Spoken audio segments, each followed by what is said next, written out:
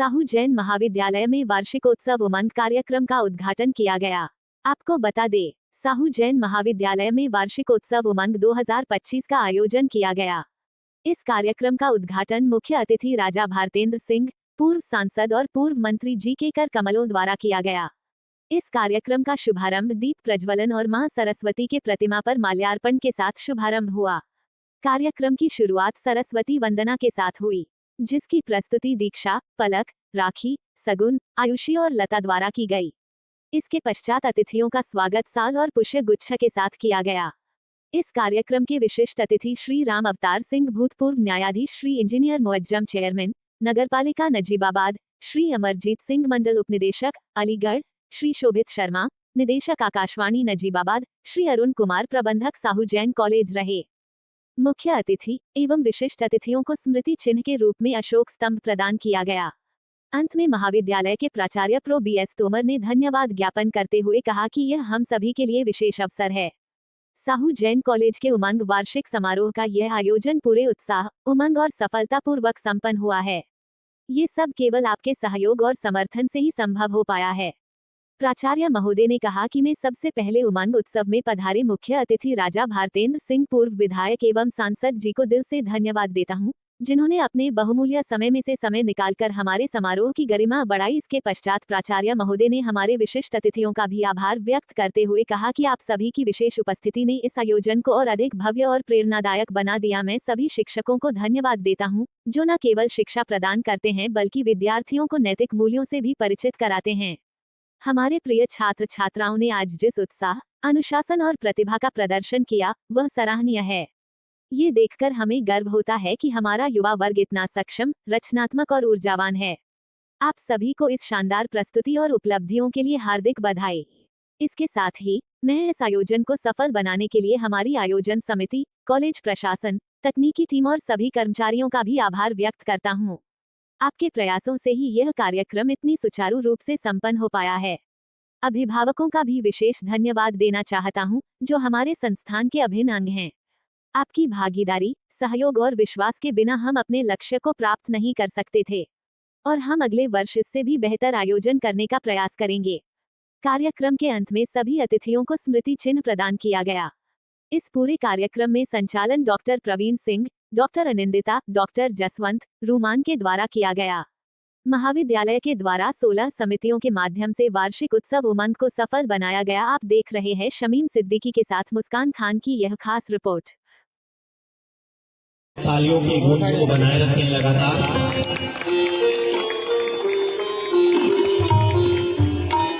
दीप प्रज्वलन का यह बहुत ही विनम्र दृश्य हमें आज साहू जैन महाविद्यालय के इस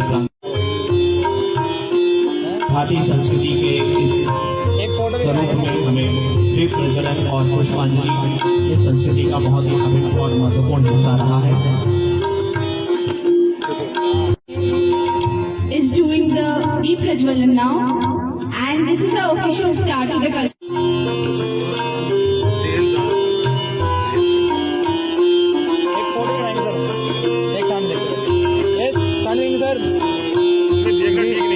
Any cultural catalyst to start our cultural program.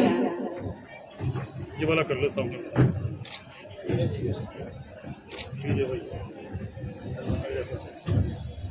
I welcome on the stage Diksha, Palak, Rakhi, Shagun, Ayushi and Lata for the Saraswati Vandana.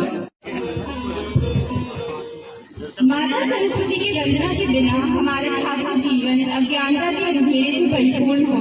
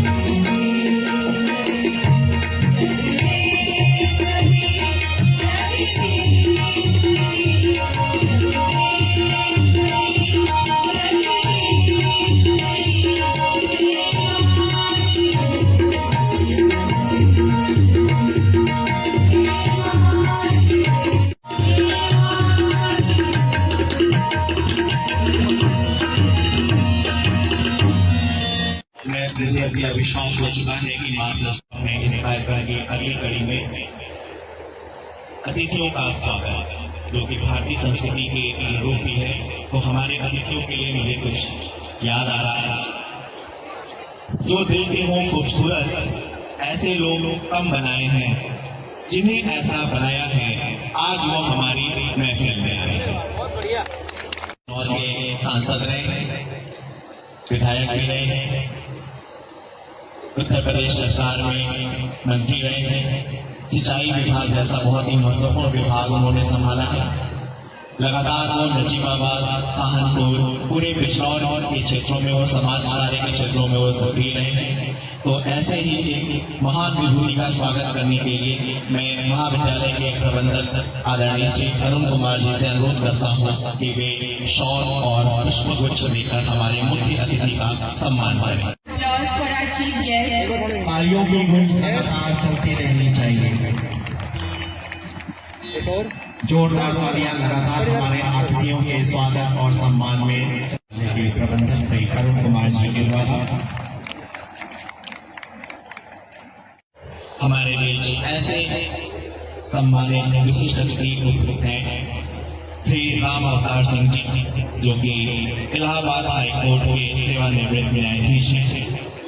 Sir ने 2009 से 11 के मध्य इलाहाबाद हाईकोर्ट में अपनी सेवाएं दी और उसके बाद भी लगातार वह विभिन्न संस्थाओं से उनमें उनकी नियुक्ति की गई संस्थाओं से वह जुड़े रहे, जैसे कि उत्तर प्रदेश पिछड़ा वर्ग आयोग के अध्यक्ष रहे, साथ ही उत्तराखंड प्रवेश समिति के वे अध्यक्ष रहे, उत्तराखंड चयन आयोग में भी वे रहे, आर्बिट्रेशन ट्रिब्यूनल में भी वे जुड़े रहे। तो ऐसे ही एक महान विभूति का स्वागत करने के लिए मैं महाविद्यालय के प्राचार्य जी से अनुरोध करता हूं कि वे आए और श्री राम अवतार सिंह जी का पुष्प गुच्छ और शॉल देकर उनका सम्मान करें। आदरणीय प्राचार्य जी के द्वारा सम्मान किया जा रहा है हमारे विशिष्ट अतिथि श्री राम अवतार सिंह जी का। तालियां लगातार बजती रहनी चाहिए। आज हमारे छात्राओं में मुझे नजीबाबाद नगर पालिका के चेयरमैन श्री इंजीनियर मुअज्जम जी मौजूद हैं। मुअज्जम जी लगातार नजीबाबाद और आसपास के क्षेत्रों में समाज सेवा से जुड़े रहे हैं। उन्होंने अपनी इंजीनियरिंग की डिग्री भी हासिल की है और इसके माध्यम से वे लगातार समाज में कार्य करते रहे हैं। तो ऐसे ही इस महान शख्सियत का स्वागत करने के लिए मैं महाविद्यालय के समाज शास्त्र विभाग के विभागाध्यक्ष प्रोफेसर गौतम बनर्जी से अनुरोध करता हूँ कि वे कृपया आए और श्री इंजीनियर मुअज्जम जी को शॉल और पुष्पगुच्छ देकर उनका सम्मान और आदर करें। एक बार सामने तालियां हो जाए। सर अभी वेलकम कर रहे हैं इंजीनियर मुअज्जम जी का।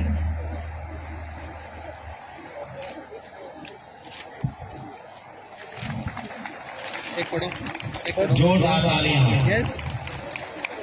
अमरजीत सिंह जी, मंडल उपनिदेशक पंचायत अलीगढ़ मंडल अलीगढ़, सर हमारे बीच उपलब्ध हैं और ये हमारे लिए बहुत ही गर्व का विषय इसलिए भी है कि सर यहीं के छात्र रहे हैं और यहाँ के छात्र के रूप में उन्होंने जो भी अपना जीवन यहाँ पे व्यतीत किया और उसके बाद उन्होंने लगातार कड़ी परिश्रम और मेहनत के द्वारा उन्होंने आज इस मुकाम को हासिल किया है।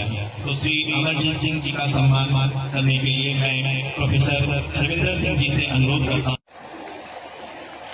जी सर सामने देखेंगे। एक और लगातार बजती रहे। Okay sir, okay sir.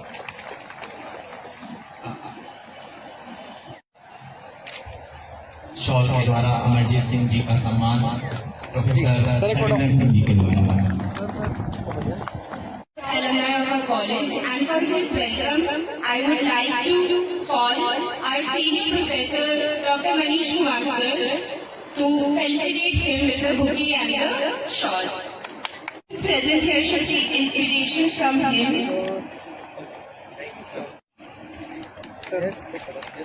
Professor Manish Kumar Gupta जी।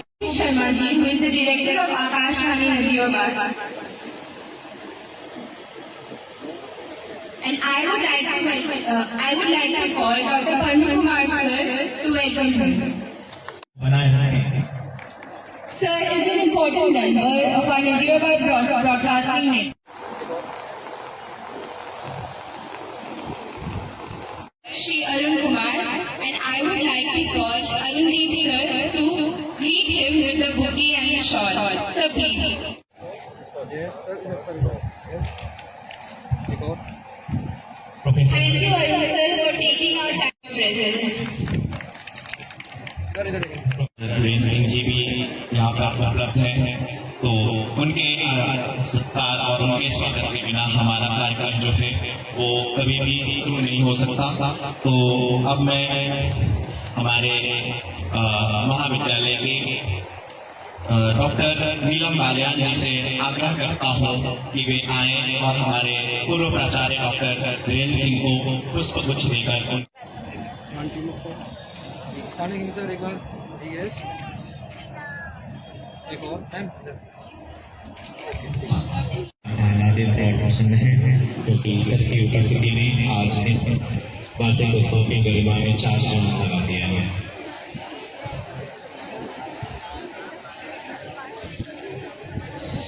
हमारे इन सारे अतिथियों की बहुत सारी उपलब्धियों को सुनने के बाद मुझे एक बात तो बहुत ही ज्यादा स्पष्ट हो चुकी है। ऊंचे आसमान में पंछी घर लेते हैं और बनाइए ऊंचे आसमान के पंछी घर लेते हैं उड़ा, वैसे ही अपनी मेहनत से जिन्होंने छुआ है आसमान, पधारे हैं आज हमारे मंच पर वे मेहमान।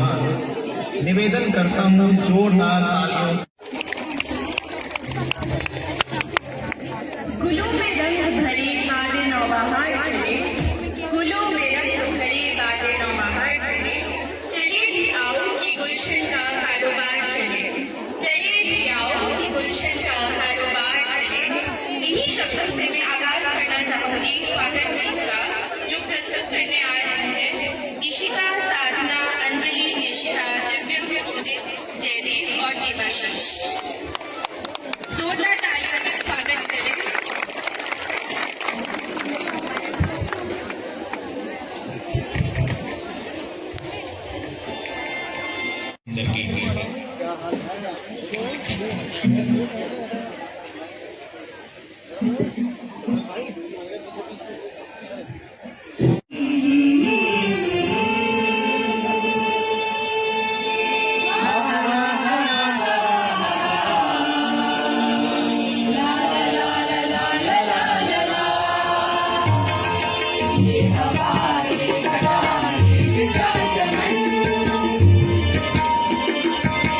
हवा ये घटा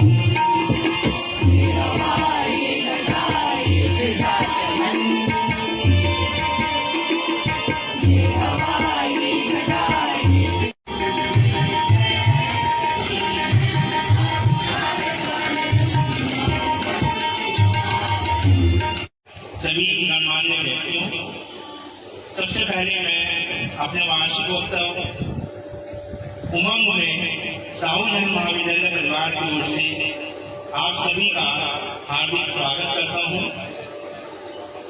मुझे आदेश हुआ है कि मैं सभी अतिथियों के बारे में उनका परिचय दूं, उनका व्यक्तित्व को कुछ शब्दों में काम में ऐसा लग रहा है जैसे मुझे छोटिया दिखा, लेकिन फिर भी कुछ प्रयास हम करने की कोशिश कर रहे हैं। इसी कड़ी में मैं सबसे पहले अपने का स्वागत करता हूँ। राजा साहब और रानी साहिबा समय समय पर हमारे महाविद्यालय को हम सबको आशीर्वाद देने आते हैं। राजनीति में सक्रिय होने के साथ साथ समाज सेवा में विभिन्न कार्यों से वो अनवरत रूप से जुड़े रहते हैं। हमें उनसे मिलकर एक असीम ऊर्जा का अनुभव होता है। आपने 2002 से 2004, 2012 से 2014 तक विधायक में 2009 से 2011 तक इलाहाबाद हाई कोर्ट में जज के रूप में रहे हैं और सेवानिवृत्त होने के बाद आप समाज सेवा में बहुत सारे कार्य और सरकार के बहुत सारे सक्रिय रूप से कार्य कर रहे हैं। और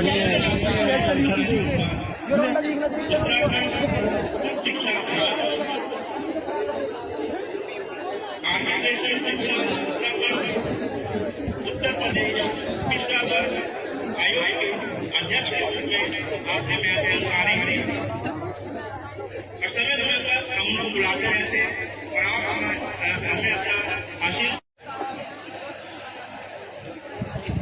साहू जैन महाविद्यालय आपने इंजीनियरिंग की पढ़ाई के साथ साथ समाज सेवा का जुड़ा उठा रखा है और पिछले कुछ समय में नलियाबाग में इतना डेवलपमेंट कार्य हो चुका है कि जैसे ही कोई आगे नलियाबाग में आता है।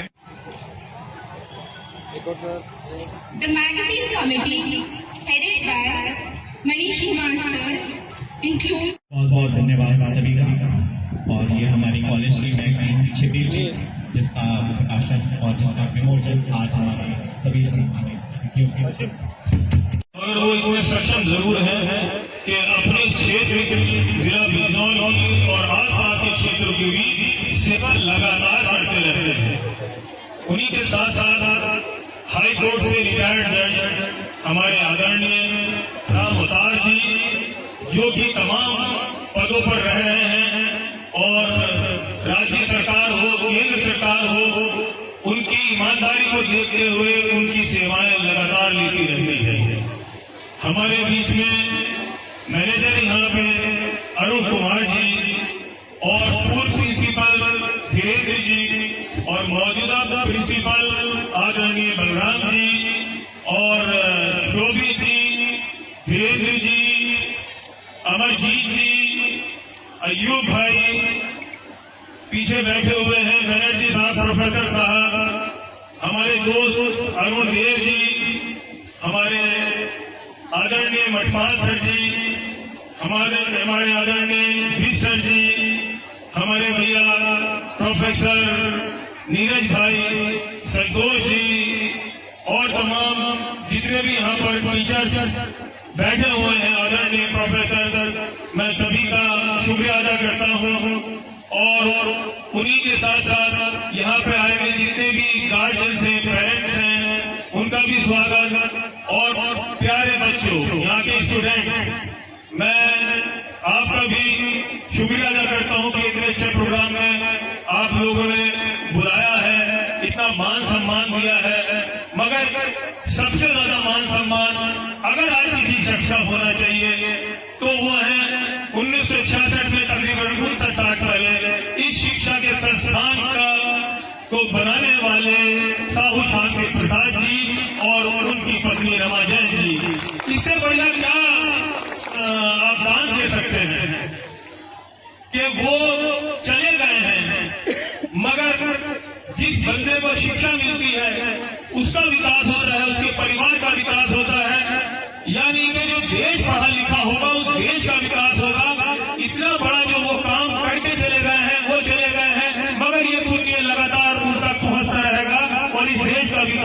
ये संस्थान हमेशा करता रहेगा। जो जिस लेवल पे जितना सक्षम है वो एजुकेशन के लिए चैरिटी करे, और नजीबाबाद में भी जो कुछ एजुकेशन की है वो इसी परिवार में, यहाँ पर जो नगर पालिका के चेयरमैन के नाते या मेरे खुद की हैसियत से जो मैं उसके अंदर कर सकूंगा, मैं हमेशा एजुकेशन के हर काम में आगे बढ़ चढ़ करके हिस्सा लूंगा। ये एनुअल फंक्शन होते रहना बड़ा जरूरी है। एजुकेशन जो है वो किताबों तक ही सीमित नहीं रहनी चाहिए। संस्थान का उद्देश्य होना चाहिए कि जो यहाँ पढ़े वो एक अच्छा इंसान भी बने, वो हर फील्ड में जाकर के तरक्की कर सके। उसके लिए ऐसे program, art program, culture program, talent दिखाने का जो ये मंच है, यहाँ से बंदे को, स्टूडेंट को कॉन्फिडेंस मिलता है, उसका पर्सनालिटी डेवलपमेंट होता है, और आगे चल करके मेरी बात मान लीजिए कि ये जो है आपके आने वाले वक्त में जितने भी आप यहाँ पर जो प्रोग्राम कर रहे होंगे, ये आपका कॉन्फिडेंस बूस्ट करने में बहुत हाथ बढ़ाएगा, और आपको तरक्की करने में अपने प्रैक्टिकल लाइफ जब आप जिएंगे उस टाइम ये चीजें बहुत काम आएंगी। इतना जरूर आप बिल्कुल मान लीजिए। समझते तो है ही सब लोग, आप लोग देश प्रेमी समझते हो भाई अपने आपको, हाथ उठा के देश प्रेमी नहीं समझता। देश प्रेमी समझते हैं। और देश क्या है, इसकी परिभाषा क्या है? पहाड़, बिल्डिंग, रोड, क्या यही देश है? ये तो देश है ही, मगर इन सबसे ज्यादा लगभग 140 करोड़ लोग, जो दुनिया की सबसे बड़ी पॉपुलेशन है, वो मिल करके इस देश को बनाते हैं। और अगर हम देश प्रेमी हैं तो हम 140 करोड़ लोगों के प्रति सम्मान और प्यार की भावना रखेंगे, चाहे वो किसी भी कास्ट से हो, किसी भी रीजन से हो, अपर कास्ट हो, ओबीसी हो, दलित हो। अगर हम सबसे प्रेम भाव और सम्मान कर रहे हैं तो इस देश से हम प्रेम करते हैं। अगर किसी एक शख्स से हम नफरत करते हैं तो हम, माफ करना, हम उतने ही देशद्रोही भी साथ में हैं। तो हमको इस देश प्रेमी कहलाना है, और मुझे लगता है कि सभी ने हाँ करिए कि प्रेमी कहलाना है। तो हमें इस देश में रहने वाले हर व्यक्ति से, चाहे वो अंतिम व्यक्ति का बंदा हो, स्वीपर हो या राजा हो, मंत्री हो या कर्मचारी हो, अगर हम हर किसी को प्रेम भाव और सम्मान की दृष्टि से देख रहे हैं तो वाकई हम गर्व से कह सकते हैं कि हम देश प्रेमी हैं। बहुत बहुत धन्यवाद। जरूर बढ़ाएगी। तो आइए शुरू करते हैं आपकी तालियों के साथ, जोरदार तालियों से आगाज करें।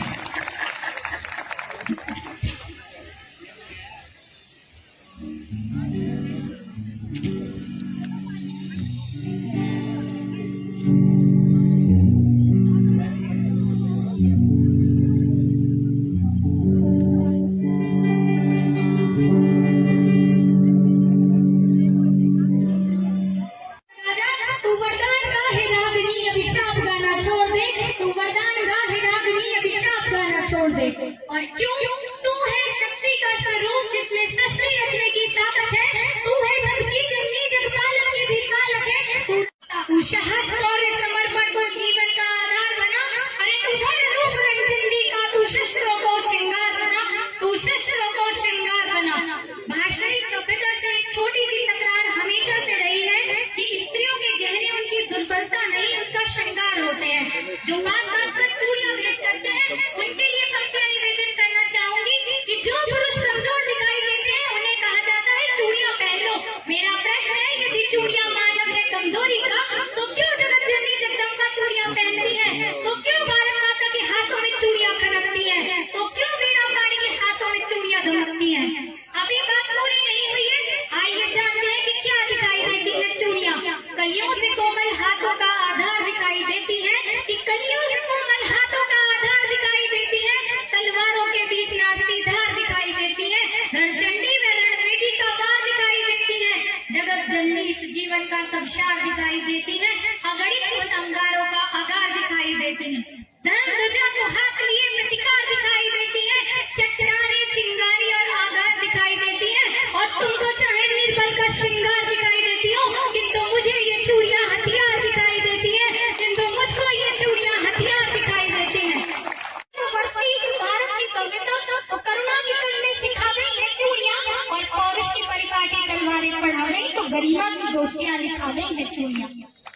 वीरता को वरदान वीरों ने दिखाया तो वीरता को धैर्य से टिका देंगे चूड़ियां, और जलकर जब जौहर की ज्वाला अपनाए तो खिलजियों को आवाज दिखा देंगे चूड़ियां। शकुनी से शैतान बने तुम्हारी कोमल मूरत को कर देंगे पल में तार तार, मन के सारे श्रृंगारों को कर देंगे क्षण में शान शान, रट चढ़ने का तो रूपदार कर असरते पर पहाड़। अरे पानी तब ना मांग सके तो तुम पर आग उठाएंगे, अब तुम खुद अपना जीव बचा लो कृष्ण नहीं आ पाएंगे, अब तुम खुद अपना जीव बचा लो कृष्ण नहीं आ पाएंगे।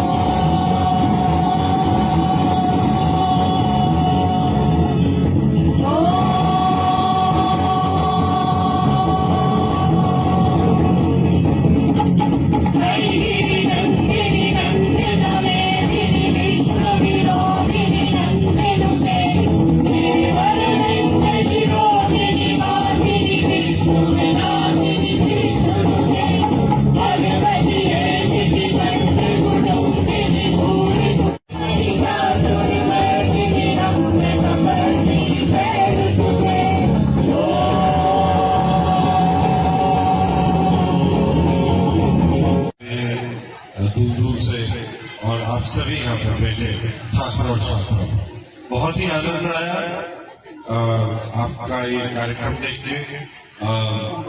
ज्यादातर कार्यक्रम में वर्चस्व जो था वो बेटियों का ज्यादा नजर आया। मुझे बुलाया था ये कैप्सूल देने के लिए, आपके ये बड़े टेलीफोन होते हैं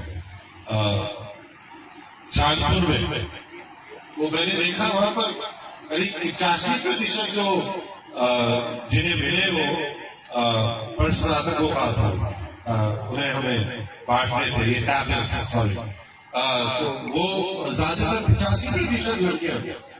तो मैंने पूछा उनसे जो अपने प्रिंसिपल साहब थे, प्रिंसिपल साहब लड़के क्यों नहीं आए यहाँ पर? कहने लगे सर लड़कों के है ही नहीं, यहाँ एडमिशन ही नहीं मिल पाता, क्योंकि अब एडमिशन भी काफी कठिन हो गया है ऐसे बड़े कॉलेजेस में।